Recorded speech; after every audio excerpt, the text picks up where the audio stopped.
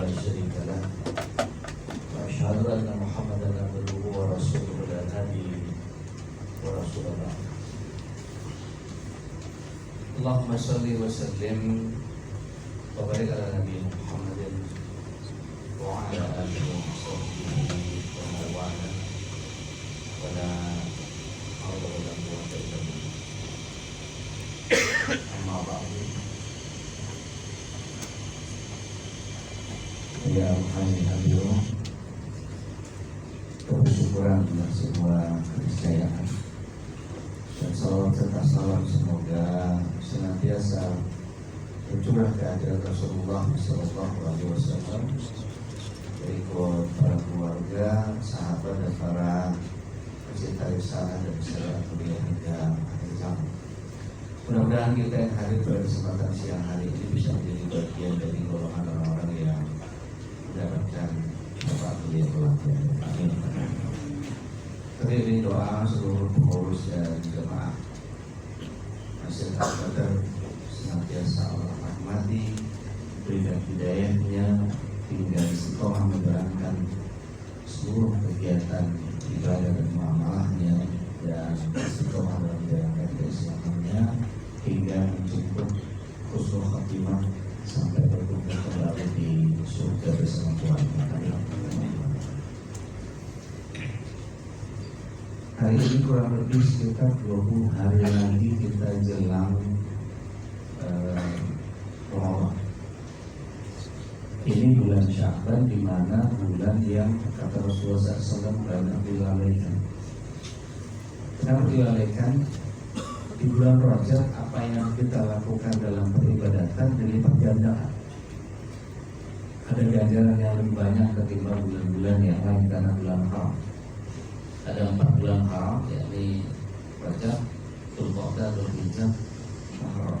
Jadi ada 4 bulan yang disucikan. Sementara setelah Sya'ban ada Ramadan. Jadi seolah-olah Sya'ban ini tanggung aja Ramadan.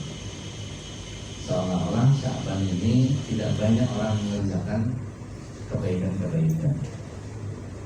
Walakin sungguh para sahabat dulu banyak yang mengerjakan saum sunnahnya justru di Sya'ban. Bahkan sebagian istri-istri Rasulullah SAW itu membayar qadha puasa Ramadannya tahun yang lalu itu di bulan Sya'ban.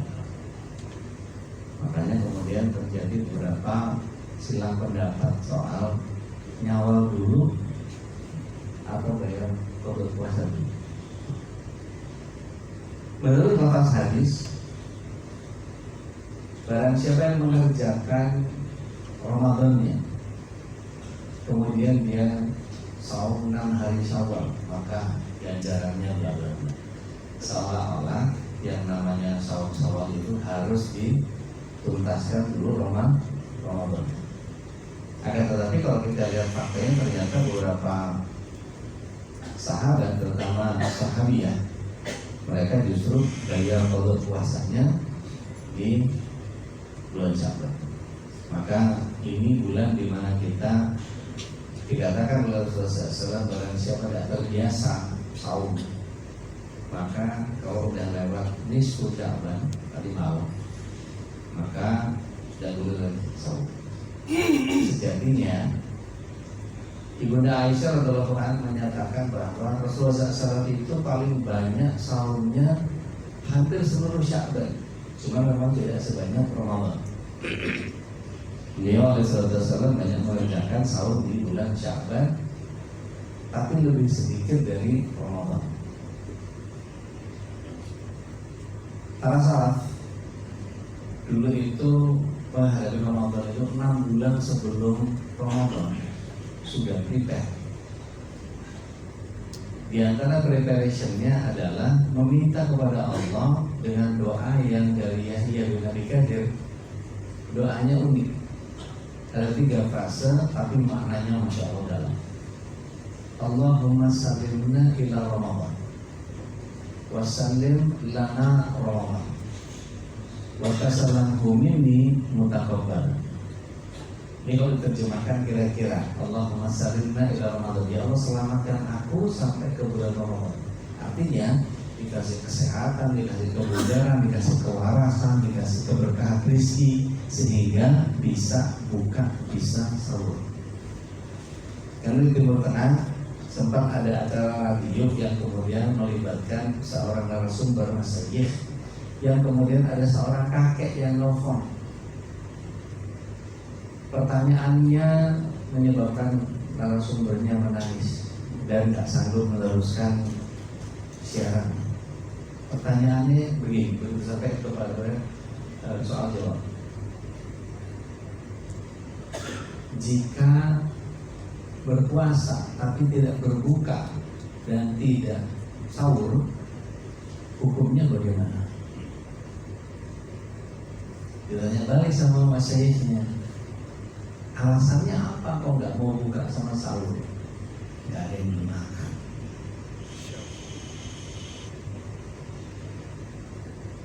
Masyaikh ini juga nggak sanggup menerusin siaran, nangis. Ternyata ada orang yang saum karena tidak bisa sahur, tidak bisa berbuka. Jadi saum terus hanya minum air. Akhir dari siaran itu sama saya menyatakan, iya saya punya anak tapi anak saya menyelantarkan saya. Anak saya tidak urus saya. Jadi dia hidup sendiri sebatang kara. Itu nggak akan terjadi di kita insya Allah ya. Karena kita selalu komunikasi sama orang tua, enteng, nggak kurang-kurang lah isinya, dia transfer ke orang tua insya Allah.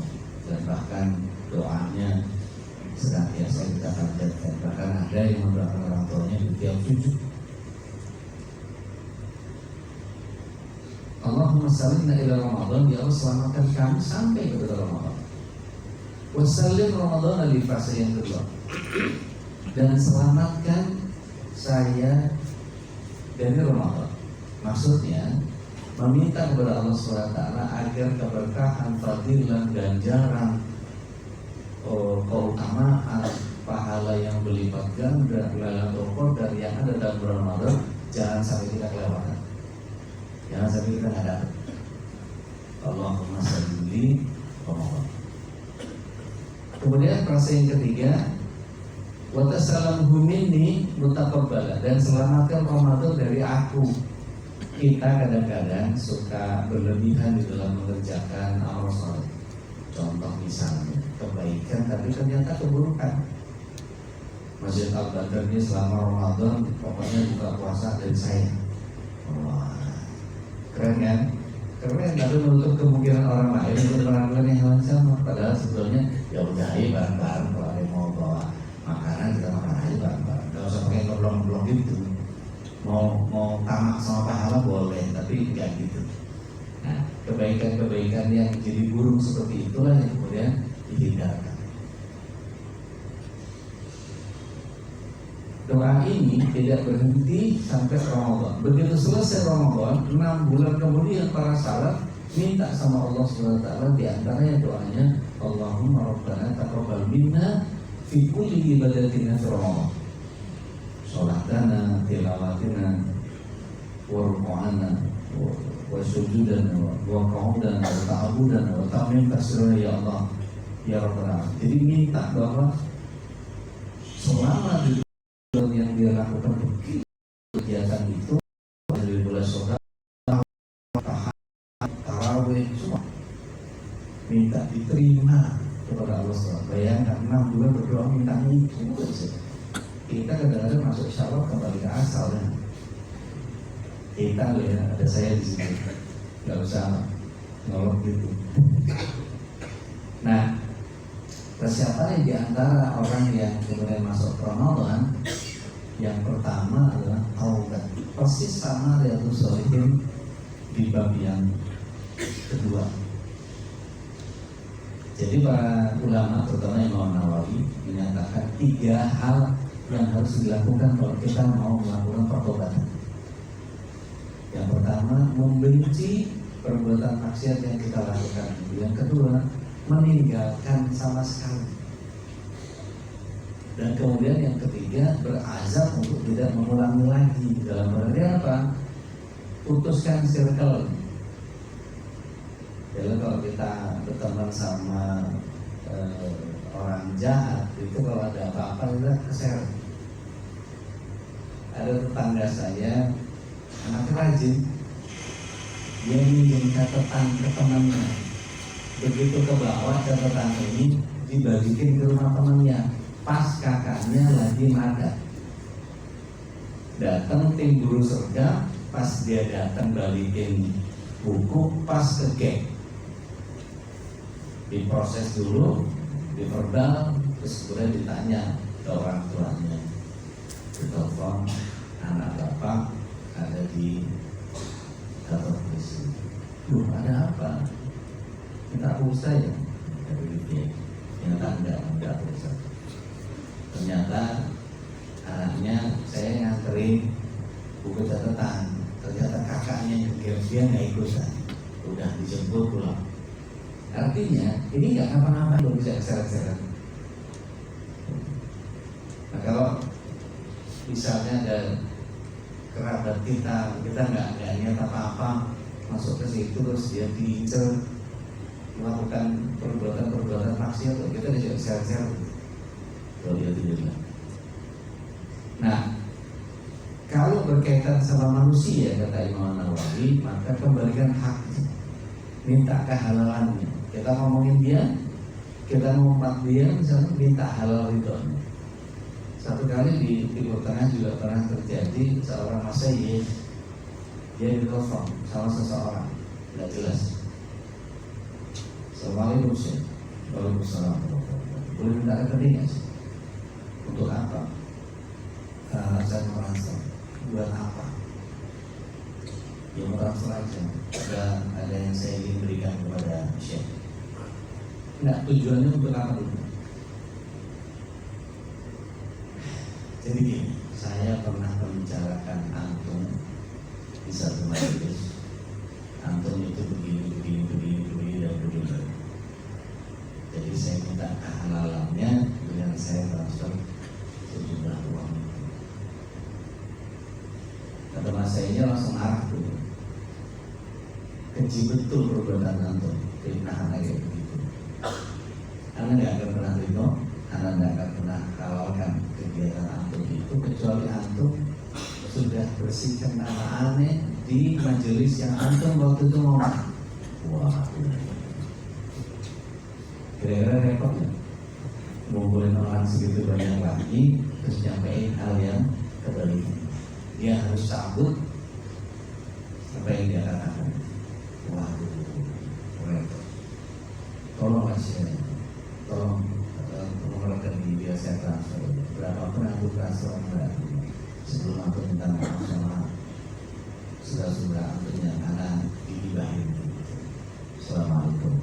Nanti lingkungan kan urusan sama Allah apa kita tinggal istighfar.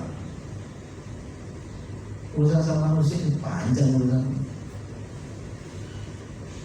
Bahkan kata Rasulullah SAW ada satu hadis yang menyatakan bahwa tidak akan diterima bahkan dimasukkan ke neraka orang yang masuk Ramadan masih bertikai sama saudara.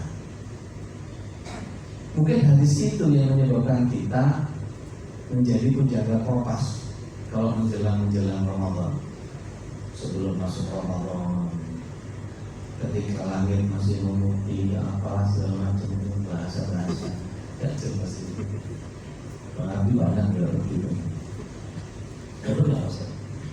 Ini orang yang nggak pernah ngontak tiba-tiba ngontak, Assalamualaikum Ustaz, asal nama keluarga besar kami, namanya dan nama istrinya, nama anaknya sebutin semua.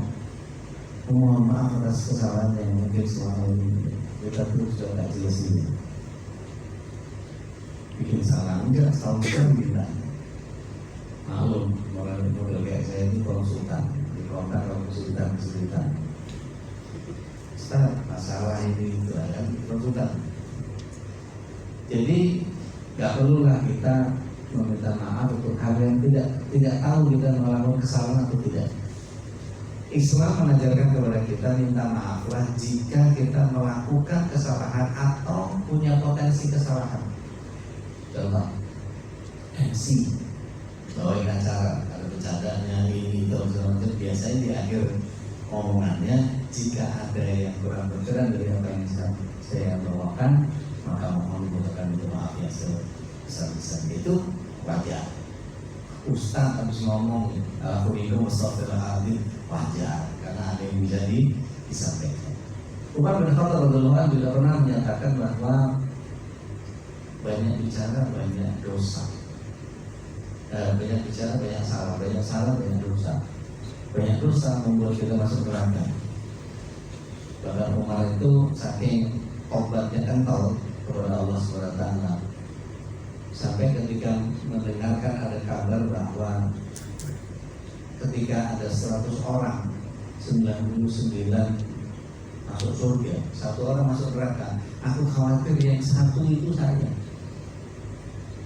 Saking punya ketakutan yang luar biasa. Maka di akhir wafatnya juga beliau tidak mau dipangku sama anaknya, sama Abdullah bin Umar. Abdullah Rahman, turunin. Saya pengen Allah hibah kepada saya supaya saya dapat rahmat. Nah, di dalam beberapa ayat Allah SWT menyatakan di surah Al-Baqarah, di Tahrim ayat yang ke-8, surah 24 ayat 31 bagian akhir, frase terakhir, Hud ayat 3, yang kurang lebih meminta kepada kita, ya ayyuhalladzina amanu tubu ilallahi taubatan nasuha wa astaghfiru rabbakum tsumma tubu ilaihi. Jadi kita diminta kepada Allah SWT itu terus segera meminta maaf. Bahkan ciri orang bertakwa itu adalah menyegerakan pertobatan. Dalam surah Al-Imran ayat yang 133 sampai 135 kita baca itu, masya Allah. Wasari'u ila maghfiratin min rabbikum wa jannah arduha as-samawati wal ardh u'iddat lil muttaqin. Bersegeralah kepada ampunan yang datang dari Tuhanmu dan surganya yang luasnya seluas langit dan bumi, beruntungan orang bertakwa. Di ayat 135-nya Allah SWT menyatakan orang bertakwa itu bukan orang yang pakai sorban, pakai gamis putih-putih, melintir tasbih, nggak keluar dari masjid, bukan. Orang bertakwa itu tampaknya kayak kita ini biasa aja, tapi ketika kita melakukan kesalahan, cepat-cepat ingat Allah, cepat-cepat istighfar. Di ayat 135 ini bilang gitu sama Allah SWT. Walladzina idza fa'alu fahishatan aw dzalamu anfusahum dzakarullah fastaghfiru lidzunubihim. Jadi ketika dia melakukan kesalahan, baik yang zalim terhadap diri sendiri maupun fahisyah, kekejian yang dia orang lain, maka cepat-cepat ingat Allah, cepat-cepat dia mohon ampun. Nah, pertobatan itu ketika tidak diniatkan dengan benar, maka cuma jadi tomat, tobat tapi kumat. Kalau orang Jawa bilang kapok lombok, tobat cabai, pedes besok sambal, coba lagi makan sambal aja, terus bangun nih, Insya Allah, tapi besok makan sambal aja. Tobat nggak kayak gitu. Tobat itu betul-betul ya berhenti. Kalau dia bilang kapok hailong. Nah, tobat ini kalau urusan sama Allah nanti gampang. Kita mengatakan istighfar kepada Allah SWT. Rasulullah SAW menyatakan aku beristighfar dalam satu majelis 70 kali. Dalam hadis yang lain menyatakan 100 kali. Terus bagaimana Ustaz mentauqifnya antara 70 dan 100? Di sini ada orang Jawa Timur. Ada satu Ramadu atau Urs. Istilahnya orang Jawa Timur itu kalau ngitung saking banyaknya itu kan sudah jarang. Bengsu jajaran itu kali 60 kuda, saking banyaknya. Kira-kira tapak kakinya 4 itu kalau kali 60 berapa? Terus kuda kan nggak bisa dia muter gitu, kalau jadi tapak kakinya ada berapa? Wah banyak banget. Bengsu jajaran, hitungnya gampang. Dalam bahasa majaz, ayat ataupun hadis yang menyatakan 7, 70, 700, 7000 itu biasanya tidak tepat 7, 70, 700, 7000. Jadi kalau Rasulullah SAW menyatakan aku 70 kali beristighfar, itu tidak tepat persis 70 dalam bahasa majaz. Bisa bermakna 170 atau lebih. Nah, jadi makna 70 itu